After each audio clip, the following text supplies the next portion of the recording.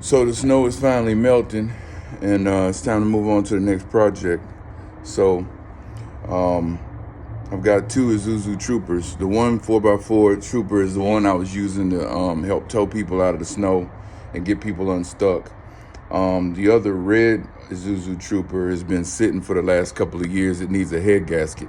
It runs and drives, but it's losing a lot of power. And, 2 years ago, I already analyzed it, and it needs a head gasket. The problem with this truck is you can't tell which side. It's a V6, so it's got two sides, you know what I'm saying? Three on each side. With it being three on each side, to take all of the stuff apart across the top of the engine, if you look here, you got 3 cylinders on this side, you got 3 on this side. Well, by the time you get through taking all of this intake and all of this air box and all of the wiring off of here, it doesn't make sense to do just one side, because you'll mess around and have a leak. If it's on the right bank, then you'll have it on the left bank.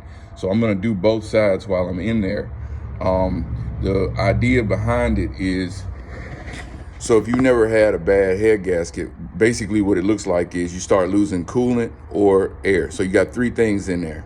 All right, you got air that's going through it. You got liquid that's going through it to keep the engine cool. And obviously you got oil in there. Okay, and so there's a couple different ways it can leak. You can leak the oil into the water or the coolant. You can leak coolant into the oil. Or you can have air that is basically pressurizing the coolant and pushing the coolant out. So I think there are 2 things that are happening. First, I wasn't losing power on the truck. It was driving fine, but it kept overheating because it was pushing the coolant back up into the coolant box, pushing it back in the radiator. So what it would look like is I would drive the truck, and then all of a sudden coolant would be leaking out, but it wouldn't be leaking from the radiator. It would be leaking from like the reservoir on the side. And so I watched this happen a couple of times. And so each time it would overheat, I would immediately stop the truck to keep from blowing anything or tearing up the motor. But what I basically figured out is, okay, it's pressurizing, it's going that way, so the air is doing that. So that tells me it's a leak in that seal. The second thing behind that is, after a while, the truck sitting, the coolant, because each time I would refill it with coolant, that coolant started leaking over, and I believe it's getting into the actual cylinder. And I think that when I take the spark plugs out, I'm going to find that there's coolant getting in there because the truck started losing power. So each time I would go to drive it, it was acting like it would bog down, and I think the coolant was getting in there and wetting the spark plugs, which is going to make it needs the gas air combination, not coolant. Coolant doesn't explode like the gasoline and air combination will. So that started losing power. So I'm positive that what it needs is head gaskets on both sides done, because it's losing power and doing the other things I just described. So that's what I got to do next. I'm gonna start taking this apart. Just wanted to do a quick intro and have a video of the start of it. And as I take pictures, taking it apart, both for my memory and to kind of show people what it looks like. If you've got an Isuzu Trooper or a 3.2 engine, and it's in all of the, I think the Honda Passport has this engine. I think there's 2 or 3 other trucks that are like SUV type vehicles that have this 3.2 V6 motor in it. So it's real similar, and they ran through about 2001, 2002. So there's a bunch of trucks out there on the road that have these. Other interesting fact, and the reason why I like these motors, they're geared low. It's not a very fast truck. It's not a very fast motor, because these are heavy trucks that are really on truck frames, not like a lot of the other SUVs that are on kind of a unibody construction. Because this is a truck frame, it's heavy duty, and it's really built for outdoor travel and being out in the woods. It's not really made for like highway shooting to get the kids and stuff, although people use it for that.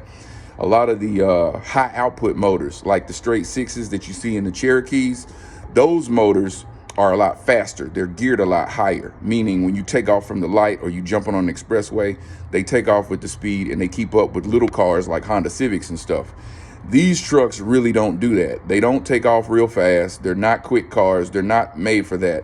But the difference is when you take them off road, they're geared so low, they do really well in mud and really bad, terrible grip situations where you slide off the road or you're in a mud or you're in a ditch. The 4-wheel drive capability is geared low enough to where it pulls really, really well. And that's why I was able to use that other truck for pulling people out. Also, it's a 5-speed, so that also helps because you can control exactly what gear you're in and how you're pulling somebody. But that's the reason why I like these trucks. The other little piece about that is the 3.2 V6 motors that are in these trucks are what you call non-interference. Why is non-interference important? Well, you can drive so many miles, and you've heard of having to do the timing chain or timing belt. And when it pops off, you want to do that maintenance before it pops, because what happens is the valves, the lifters that go up and down, will actually hit against the other side that is closing. Well, that's what bends the valves, and if the valves get bent, then they won't seal properly, and then you lose a lot of power. The truck or car becomes almost undrivable because you lose so much power, because it can't explode and get the bang compressed in there to push the cylinder in order for it to have power. Well, these are non-interference motors. The reason why that's important is because basically you can let the timing chain, you can just drive it until the timing belt pops, and the lifters and valves in it, they're non-interference, meaning they won't hit each other.